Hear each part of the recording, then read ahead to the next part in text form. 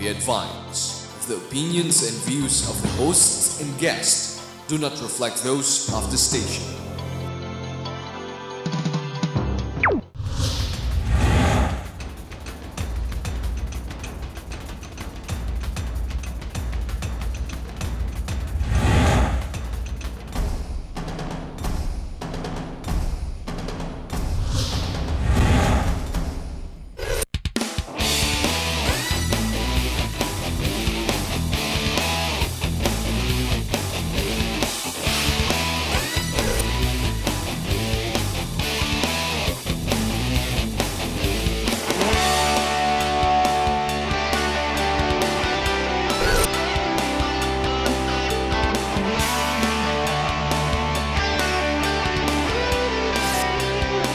You are what you watch.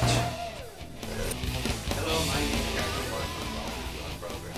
Now, every week, or better yet, most of the time, I talk about politics, or what I call current events. Now, the reason for that is because it's very close to my heart, and I want to bring issues that are current into your living room. In other words, ayoko naman i-waste yung time nyo, di ba? So, pag-usapan parati kung ano na i-headline. But, you see, there are many issues that you and I don't understand that we need to learn about. So many things that happen all around the country, and that will affect you and me. Our topic today will dwell upon what we call the financial system and its audit. Now, you remember about 2 years ago when the world went to what we call a whirlwind financial turmoil. This was brought about by the carelessness or the greed brought about by the big companies, the big banks, the big financial institutions. So much so, the whole world went down. Pero nangyari po, sa Pilipinas di nga tayo masyado naapektuhan. Pero tama lang naman na pag-aralan natin ano nangyari sa mga ibang bayan. Now, what exactly happened abroad and how can we learn from it?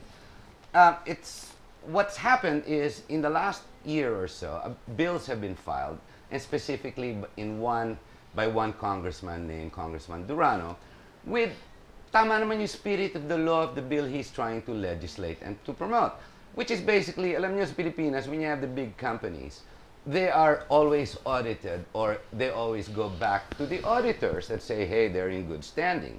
The problem is, who checks the auditors, di ba? Sasabihin sa auditor, they can go through, okay, itong mga records ito, pasa na yan. Eh kung pumutok, who actually goes back and checks these auditors? So much so, it's prompted the office of the good congressman, hey guys, let's go look and see who will audit the auditors. Tama nga naman, you know, once the auditors sign your documents, it does not mean you're home free. We have to have some type of regulation. Now, let me take you back just slightly to the side, not back. The issue we're going to talk about in this program is actually what we call David and Goliath. In other words, we have, for example, let me give you a good example. When Shoemart started, it was not just the big department store that came into the city or into specific municipalities all over the country.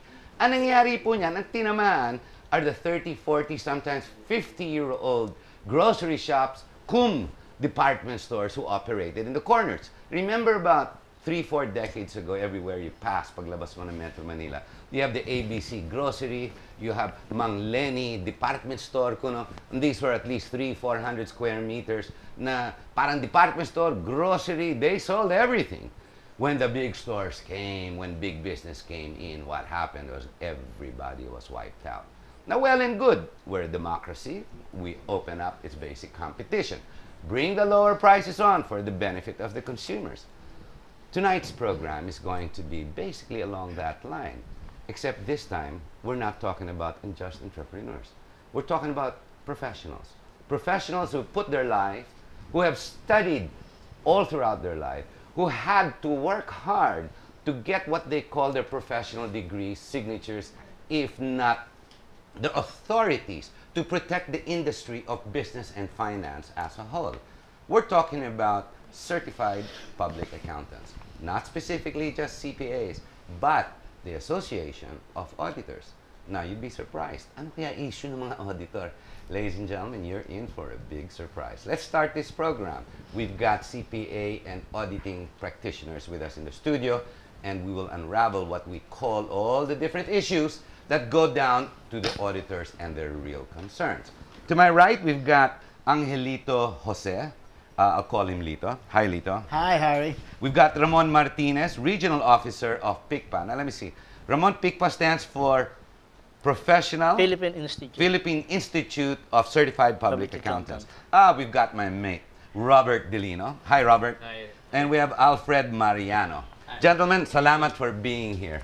Ladies and gentlemen, we brought this show because there are many issues that need to be ironed out. And our topic for this show is called Leveling the Playing Field. Bakit kaya? Gentlemen, who would like to start out? Anong magandang issue? Umpisa natin sa Durano Bill kaya muna. Yes. What do you suggest? Kayo po, Lito. Okay, recently we heard about the introduction of the Durano Bill. In essence, to my mind, this bill particularly addresses the issue on, under the layman's term, who audits the auditor. Tama nga naman, the spirit of law. Tama. Boto ka doon. Boto ko ron. Kasi ang haba, wag na natin basahin yung buong bill, no? Yeah, But basically, the spirit of the law, boto ka doon. Boto kami ron. Ang gusto nila gawin is introduce yung, ano yun, yung... Quality assurance. CAR. CAR, Quality yeah, Assurance Review. Review. That's right. Okay. Ano yung CAR? Quar, Quar. or CAR, as many have called it. Q. Something like that. It's what particularly have been copied from a developing countries such as United States and Canada. They introduced this particular endeavor in their field because they saw the weaknesses in the financial system whereby nobody checks the auditor. So, tama. Tama yun. Actually, essentially, QUAR is a mechanism Para i-check. to ensure professional development of the... So, maganda yung Durano Bill. Maganda. We have nothing against it. On the face. In the spirit. In However, spirit. ang comment ko lang doon, sabi nga natin, we are in a democratic, so, ang dapat yung batas, kumbaga, the greatest good for the greatest number. Siyempre. Yes. Pero hindi ganoon ang Hindi ganun naman. nilalabas. Pero the CAR, in essence, is to check on auditors naman. Correct. Maganda yun. Maganda yung spirit Not of the law. necessarily to check yung QUAR, but to Improve. lay down a mechanism that in order that the auditors will conduct their So, counterbalance. Check and balance rin yan. Something actually, like that. developmental yun kung tutusan mo But the problem here kaya lang kasi is, okay, we have this kind of quality assurance review. Everybody wants quality assurance review. But however, as this was copied from the developing countries like America, as Lito said, Canada, dito sa Europe. Philippines, it's relatively new. You Yeah. cannot just put it into down to our throat na eto sundin mo na. So, out of context. Out of Yes. context. Dapat to, okay, if you want to follow this one, let's try to start from the top. Okay, we start with the big firms na nandiyan sa Stock exchange. sa stock exchange. Then from there, i-cascade natin pababa. Yeah. So, So, given tama nga. Oo. Tama topic natin. Leveling the playing Yeah. field. That's right. Ano ba ang issue dyan? Pag sinabi mo leveling, bakit? Meron bang pinapabor sa malaking negosyo? Is the Schumart syndrome happening in this industry of professionals? actually, talagang meron ganyang pabor. Kasi actually, the big firms, yung our big brothers, yung tawagin namin, considering the fact that, and in reality, that these big firms are already tied up with big firms from abroad. So therefore, they are really, since that big firms abroad are really required to have the QAR, therefore, itong maliliit, itong tie up nila rito sa Philippines are also subjected To QAR. To QAR. QAR, So that's therefore, they are really advantage na sila on that level. Kung ibababa ka agad sa amin to, with accent to, ano ba to? Di ba? One example, Harry, doon sa nilalaman ng bill. So, pag na-implement yung quality assurance na yan, doon sa bill, so, yung mga individual, mga sole practitioner, Like us. like us, ha? Mga independent. Mga independent. Individual. Makakapag-practice lamang ng auditing, ng accounting profession, public practice, kung sila ay mag-o-organize ng isang limited liability partnership. Hindi na nila magagawa yung dati. Entrepreneurship by yourself, hindi na pwede. Hindi na pwede yung dati. So, anong mangyayari? But ang KWAR ba limited to partnership and corporation? Hindi Yun ang pwedeng- gusto mangyari. Hindi pwedeng independent? In essence, yun ganun ang lang. gustong mangyari Doon sa bill. sa bill na to, no? Pero actually, hindi na natin may implement yun dahil ang mga mostly sa mga grassroots level natin, kasi SMEs, hindi kaya magbayad ng mga professional fees na katulad na ibinibayad dun sa Yes. mga laki. So, ang problema natin yung peace. Yes. Another Yes, one. that's another That's question. another issue. Another issue, anyway, issue. Separate Ayun. issue. Sige, sige. So, ano nangyayari? Ayaw nyo to be subjected to KWAR. Hindi. Hindi. Kasi gusto namin Gusto magkaroon namin. ng ano, dahil Kaya lang on a ang purpose different nito, Different perspective. I see. ang Kasi purpose ng pangmalaki. KWAR is to upgrade the profession, which Yeah. are very amenable. Oo. All of us are amenable to this provision. The only problem is the implementation. Tisyan. Yeah. The way it is being carried out. So, carried out. In the implementation, ang inaaway nyo, yung peace kasi Hindi naman, lang. hindi rin yung Hindi peace. lang yan, hindi lang yan. Ano Yeah, one yung of mga the issues issues. natin doon? Ano, Para ang himayin natin. issue mo, yung kung paano magpa-practice ng profession yung mga independent, mga CPAs. correct. So, kinakailangan may firm. Kung wala, hindi pwede.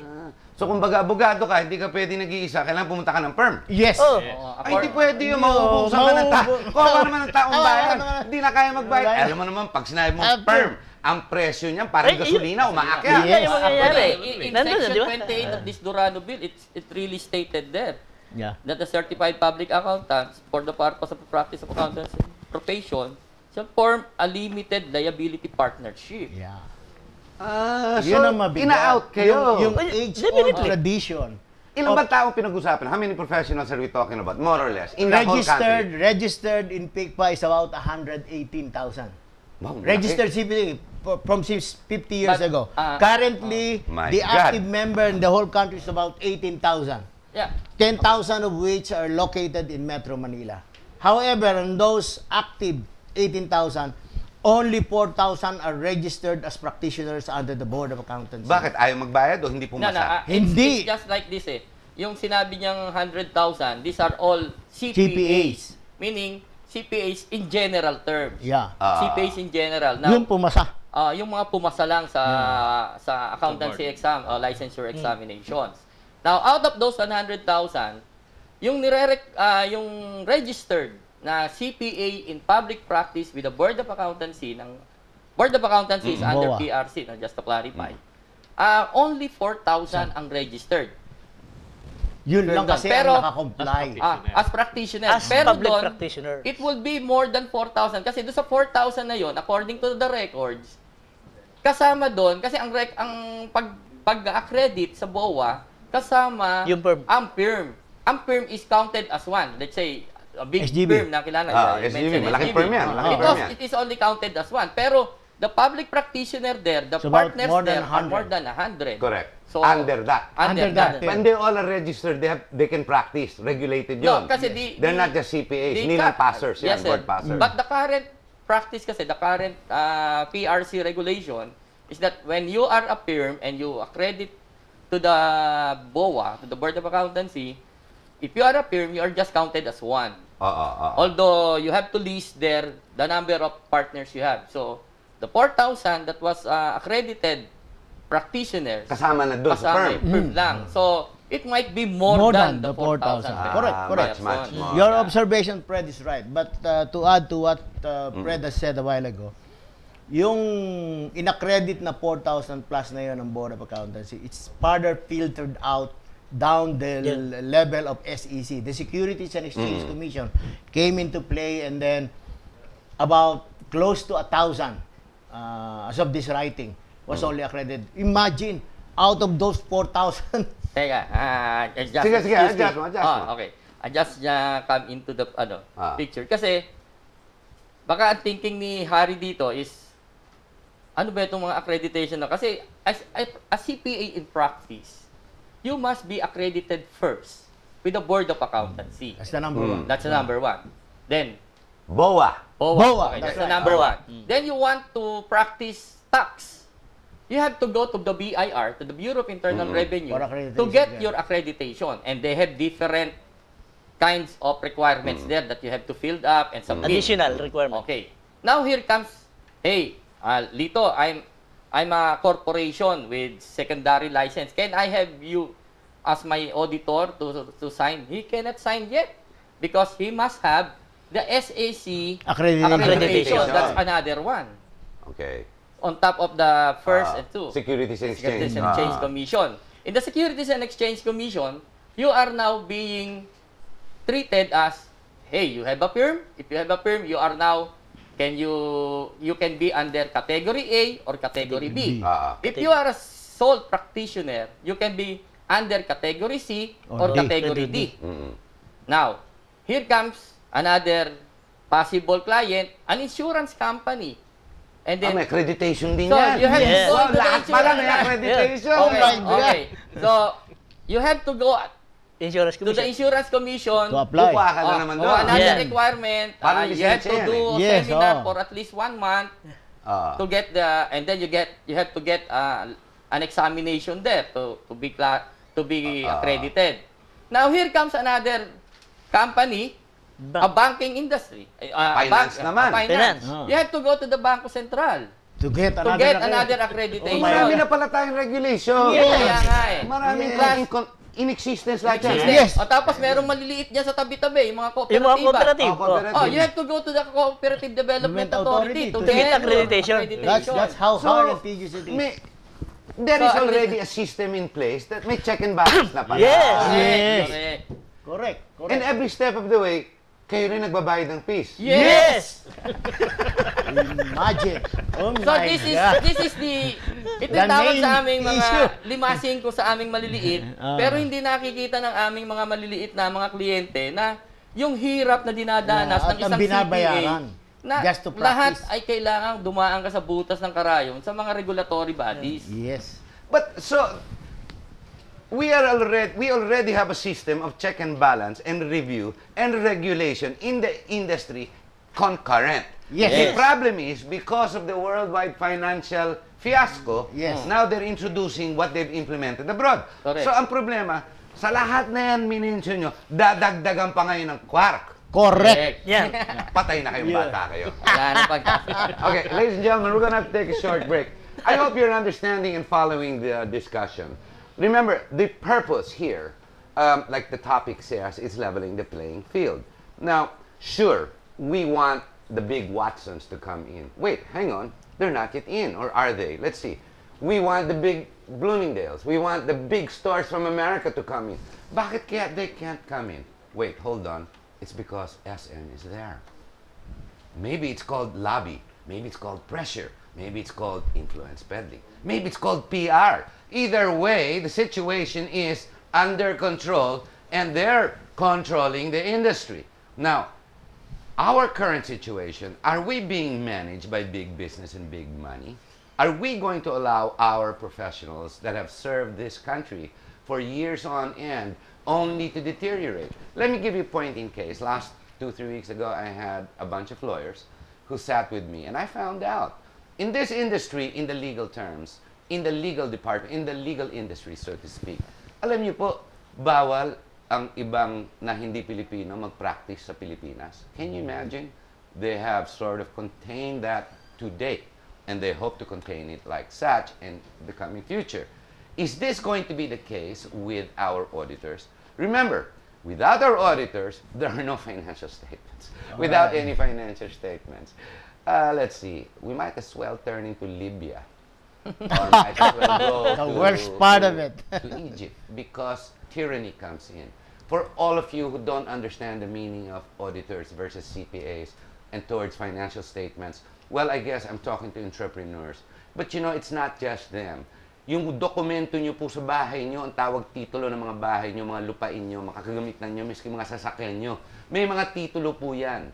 When you need documents to be audited properly for presentation, be it for financial, be it for just registry, even for government regulation, you will end up seeking the professional help of auditors.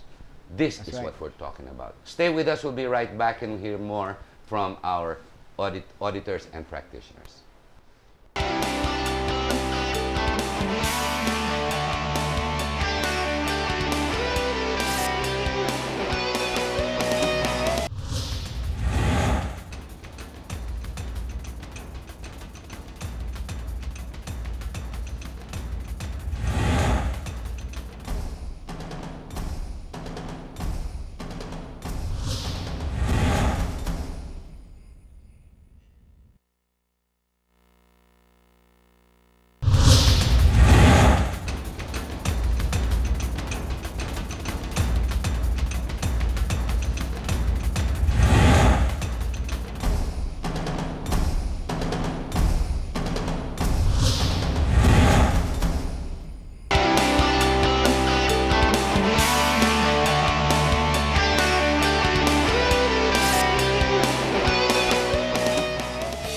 Okay.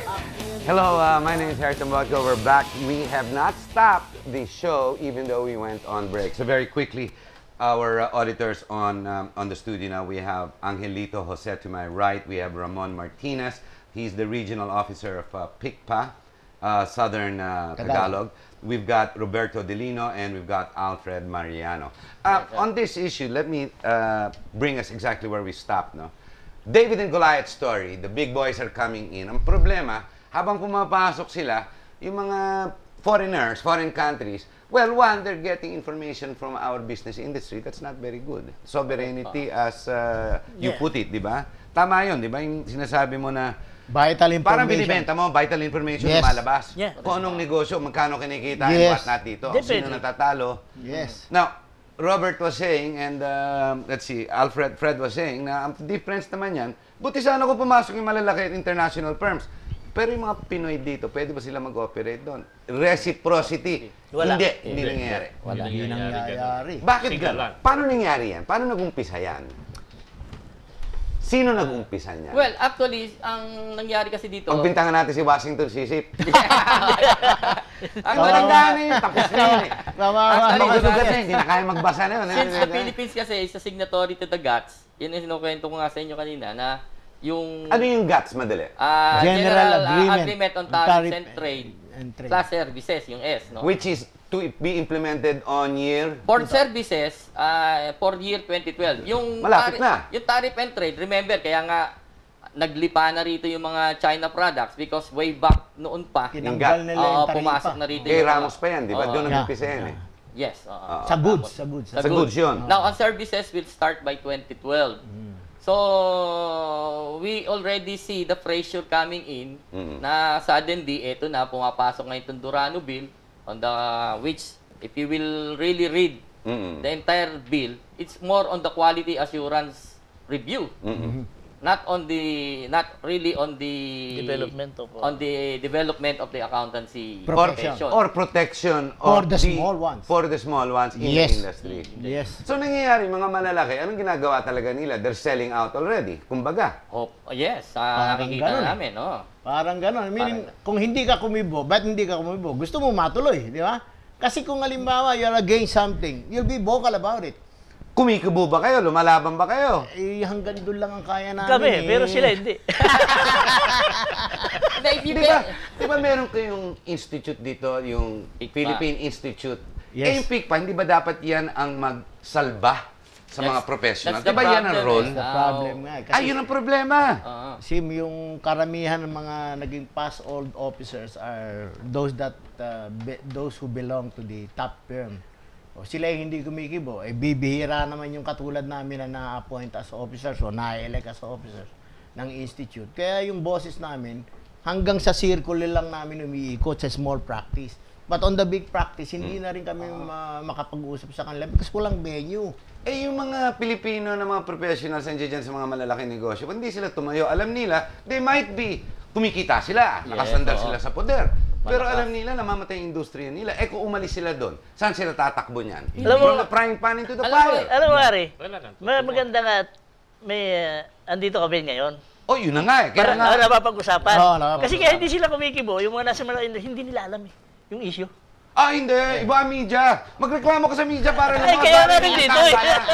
Kaya marinig mo yung taong Kaya bayan. nga. I'll tell you a story kasi this is factual. Yung passage ng 2004, kino-compare ko rito sa Durano Bill na baka kako ma-amend May naman yung semblance. iba dun sa, o may semblance doon. Before the 2004 accountancy law ay maipass, yung draft nun, meron dong isang portion na mainit ang issue din eh. Ang portion na yon, sinasabi doon, within 3 years, magkakaroon ng rotation of auditing firm.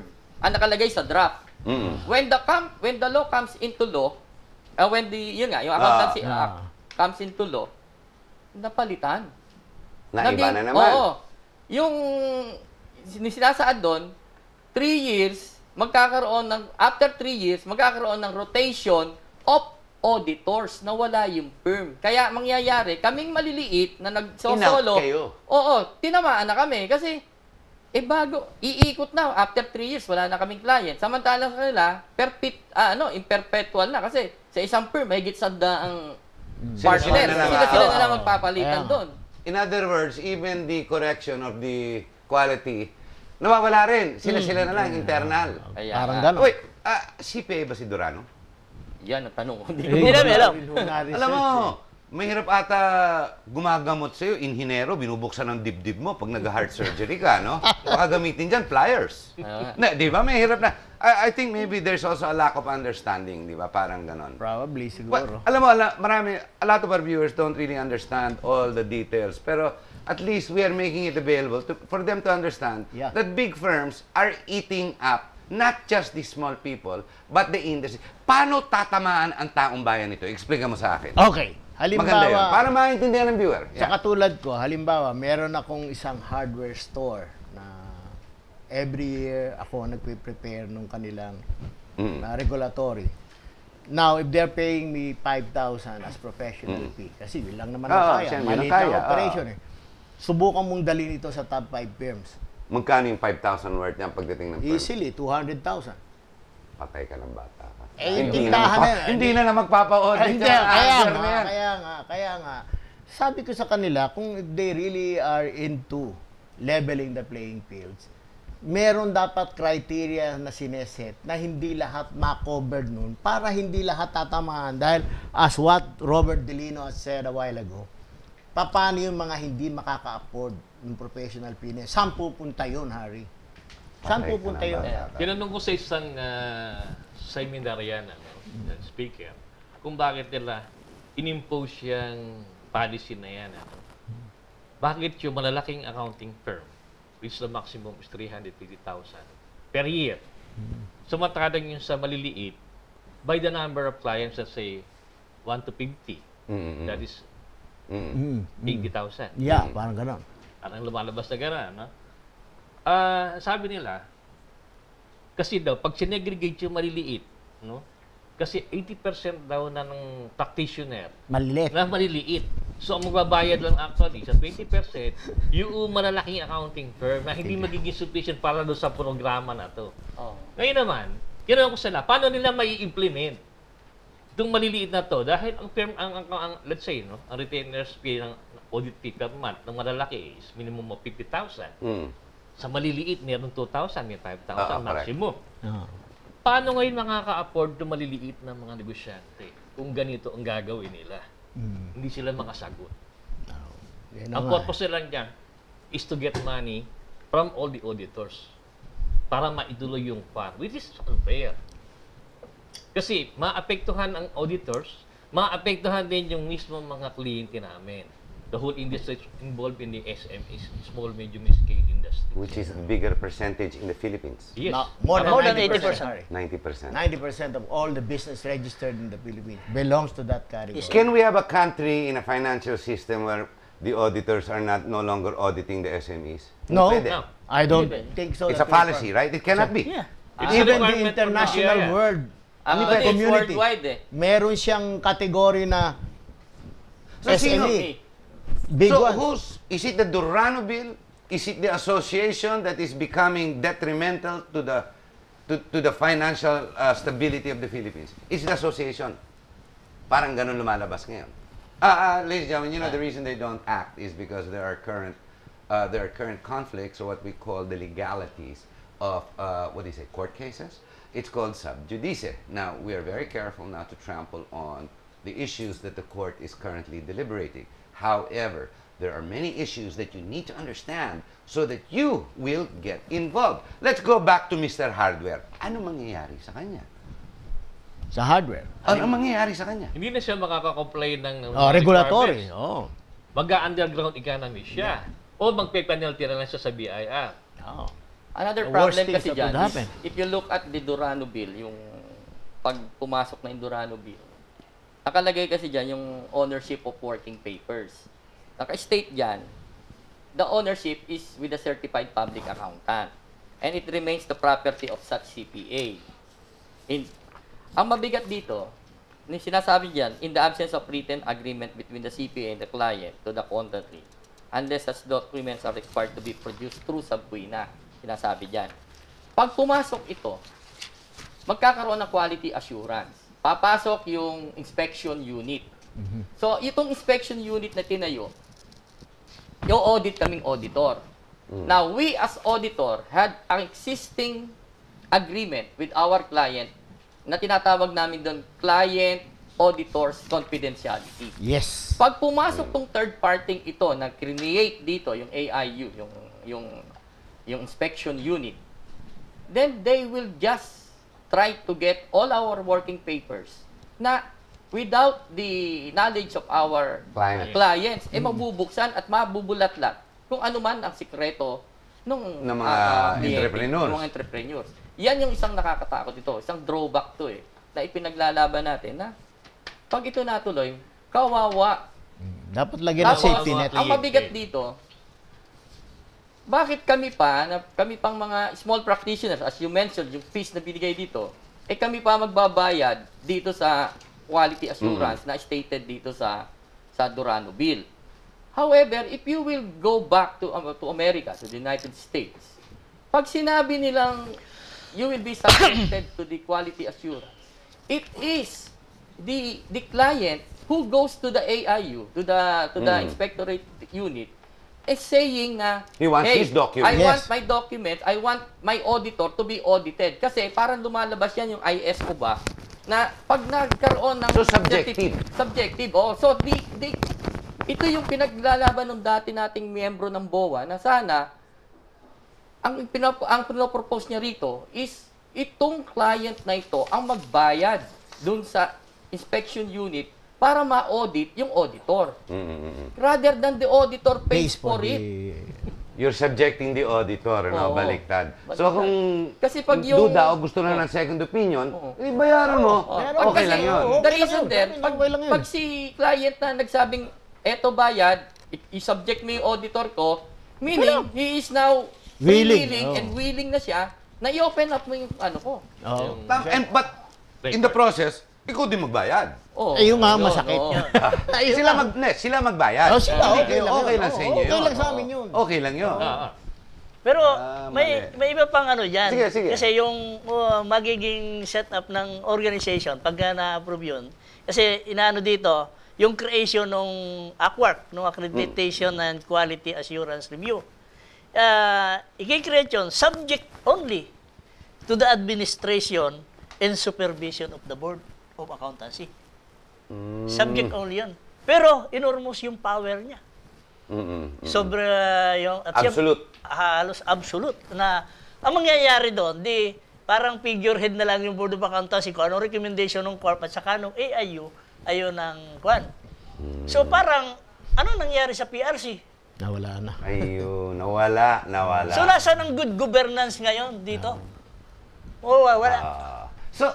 And then, kung titingnan mo, yung sa pinakahuli, doon sa budget na nire-request nila, yun ang isang medyo malaking question. Question, ano? Malaking himala. Kasi, magpo-provide ng budget ang national government 25 million on the first year. Okay. And then 20 million on the succeeding years.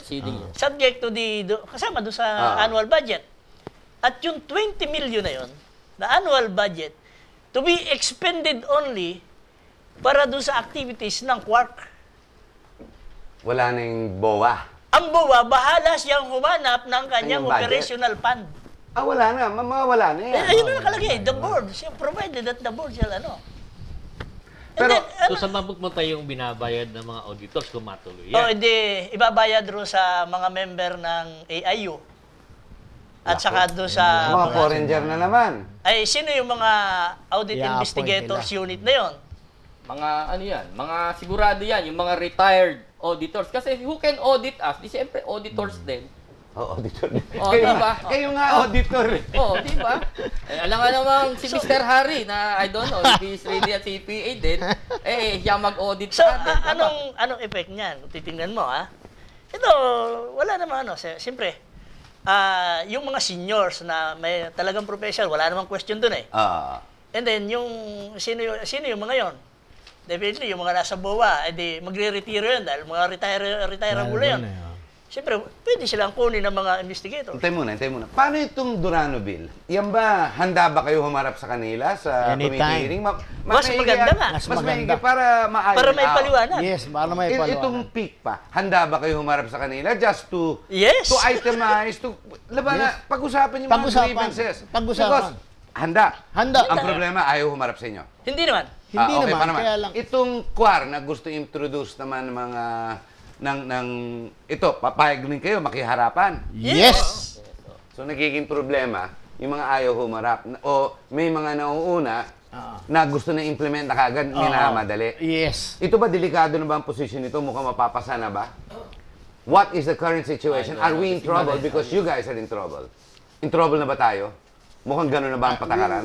We still have to check it out with the calendars ng office ni Congressman Durano. But however, No, you have a pending case. yeah, regarding How that. is that case going? Nananalo ba kayo? Nananalo ba sila? Mukhang, Can we which speak way on is that going? I think Ano, that's, be careful. I mean, overall lang kasi sub judice nga. In respect to the law. as far as we're concerned, the judge had issued the prohibited injunction. Wait, how will a Until- judge arbitrate something that he does not understand? You're talking That's about right. auditing. That's You why need there a is you need a prohibited legal injunction. CPA to understand. A judge legal CPA dapat to understand the intricacies, the details of this work. Correct me if I'm wrong. Kasi ako, I'm a layman. It's easier to host. It's harder for me to understand, to Kaya nga. scrutinize in detail. Because it takes a professional. To audit a professional, that's the hardest part. that's the hardest part. Di ba? Because you're no regular layman eh. Yeah. Di ba? You're professionals eh. So kailangan yan. Paano ina-arbitrate yan sa court? Naintindihan ba ng husgat ng judge yan? Yan isa pang problema. Probably she may have the technical staff to really work for her. At the end of the day, it's At still the the end of the judge. day, So if it's not, maybe we should check on that judge. Just like no? us If they have also. qualifications. Just like as auditors, when there was in the course of our audit, pag nagkaroon ka ng isang transaction diyan na hindi mo alam, you have to hire A professional. to understand that will give you the idea. I'll give you a very good example, Harry. In this recent market revolution on the financial statement, if a particular small practitioner like me cannot value a certain asset, we hire a professional appraiser to do that. And that opinion will Tama be nga naman. incorporated. You Makes get the work- professional yes, to do the advice. job. advice. Oo. And based on his expertise. Yes. Yes. Kung hindi, useless yun. Oh, yes. Kuro-kuro lang let's say, naman. let's say a company which is being required to have a pension plan. Yeah. So we doesn't know about pension plan. So we have to we ask the Insurance client man, to get an yeah. actuarial. Actuarial. So the that to job, study the An actuary para makuha. Yes, Oo, correct. Kung So, hindi, nag-guessing game ka. Yeah. Yes, Yeah. correct. Which we do Oo not nga like. pala, no? Kumbaga, music instrument. Ano alam mo sa instrumento? If that's yung violin na mahal, yung $1 million, di ba? Stradivarius. Yeah. Kukuha ka ngayon marunong na Stradivarius. Tunay na Stradivarius. Correct. Hindi gawang Pampanga. Yes. Yan pala. Ladies and gentlemen, I don't know if... I hope you've understood the intricate details and what exactly we're trying to do before we end this program, because it feels like we've just started, and even before the show started, we were already like this. And as we took that break, we were still ongoing because there are so many issues that are pending that need to be discussed. We hope you've understood our program, but this is not going to be the last, because I'm going to make a series of this. Next week, we're going to bring back the big firms, and let's see what they have to say. But we'll ask one of them to come and sit with us. And then thereafter, why don't we get Congressman Durano to come and sit down here. That would be most interesting. Yeah. But before we go, an exit message from each and every one of them, the professionals that represent you and I, unless, of course, you're Mr. SM. Then you don't need to be in my side of the game, di ba? Okay, we'll have Angelito Jose. Sir, Yeah. your message to the viewer. Hi. Any camera. There you go. I've been a small practitioner about 20 years ago, and my practice evolves only on small businesses. Ang sentiment ko is towards enticing new or yung mga susunod sa aming mga steps, because we do not know. 5-10 years from now, we're going to retire. Who's going to replace us, Harry? That's the big question. Who's going to replace us? So, by tackling this issue upfront, even to the extent of facing up Congressman Durano, we are ready on that particular matter. Maraming salamat po. We have Ramon Martinez. Good afternoon, everybody. Good evening na. Gabi Good na. evening. Taping na naman. Hapon tayo eh. Sige naman. My concern here is about the accounting and auditing practice. So, as I see it, there is a lack of immersion among our colleagues there in BOA and other on the part of on the CPAs. They have to immerse with the Current issues. with the CPAs, especially the small practitioner here in Manila and all Over parts the of country. the country. So the quality assurance review program, talaga kailangan yon. But I agree. kinakailangan mag-adapt sa situation. Correct. To level the field, dapat malaman nila kung ano yung terrain. At kawawa ang mga maliliit na practitioner ngayon at ang mga magiging CPA pa. Yes. Kung ganito ang mangyayari. So, ma-reduce to a mere employee ang isang Bagong pasa. bagong pasa na CPA. CPA. So, nasaan yung professional development? Paano maha-harness ang talent, expertise ng mga Pilipinong CPA? Tama. Roberto Delino. Sa aking palagay, ang quad ay maganda ang it has a noble purpose, which is to upgrade our the professional CPAs. Ang problema lang dyan, ang implementation nila. Correct.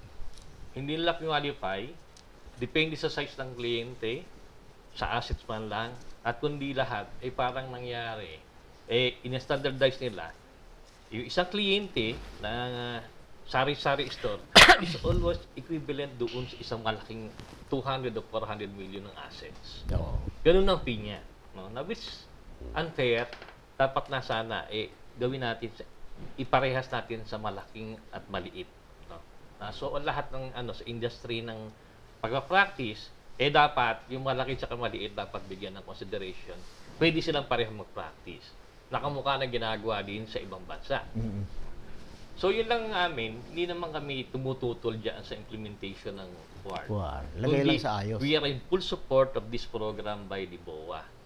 Ang sa amin lang, itama yung implementation na magiging Level fair the playing field. sa all kinds of industry, whether it's a big or a small ones. Yun lang. We have Fred Mariano. Good evening, Harry. Good evening. First and foremost, since that I also came from different phases of accounting works, and the last is academe, wherein I really had to play a role to keep the accountancy profession alive. Thus, I'm seeking the regulators and legislators to sana naman po ay i-harmonize po ninyo ang mga lahat ng ginagawa po ninyo upang sa ganon, ang mga susunod na henerasyon ay magkaroon po ng pagkakataong masabi nila na maganda pala ho itong accountancy profession. Sapagkat po sa ngayon, mismong mga anak po namin ay ayaw na pong kumuha ng accountancy sapagkat nakikita po ang hirap na dinadanas ng mga, lalo na po kami pong mga maliliit na practitioners. Kaya muli ang aming apila na kami po na sinasabing mga 5-5 na profession na CPA ay hindi po totoo yan. Hindi totoo Sapagkat kami po ay sumasabay sa agos ng ginagawa ng malalaki. Kami po ay may tinatawag na quality rin na ginagawa sapagkat halos linggo-linggo po kami po ay nagpapatuloy ng aming continuing professional education. Sana po, bigyan po natin ng wasto at magandang pagkakataon na ang mga susunod na henerasyon ay makasunod sa yapak at agos ng accountancy profession. Well, Gentlemen, thank you very much. Well, there you have it, ladies and gentlemen. You be the judge. You be the judge. Leveling the playing field, it's the same old story, the biblical story of David and Goliath. In today's world, it's called Shoemart versus all the other groceries that have come in. While we may enjoy the Shoemart, how many did we put out of business? And worse, what about those areas where there are no SMs? They won't be reached. Kawawa naman. But then again, maybe in this industry, we don't need to get ourselves audited anymore. We don't pay taxes. How's that? Can we have a country where we don't pay taxes? Then again, we throw democracy out. We take away entrepreneurship, take out the business, and we put out the guns and the bullets, and we protect our turf. Which way would you have it? Well, let me see. What can you do as the viewer? Maybe you should call your auditors.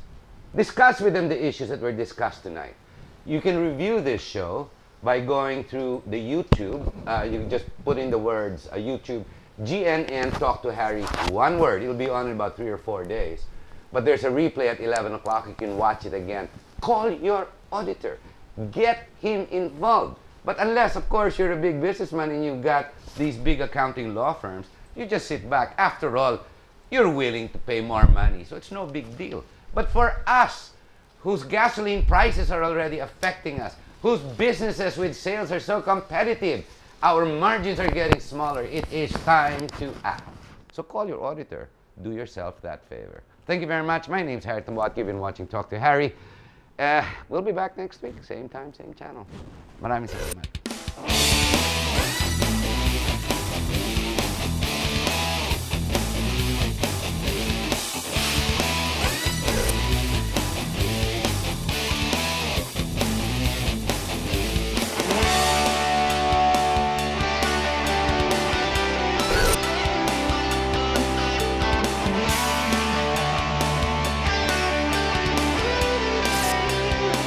You are what you watch.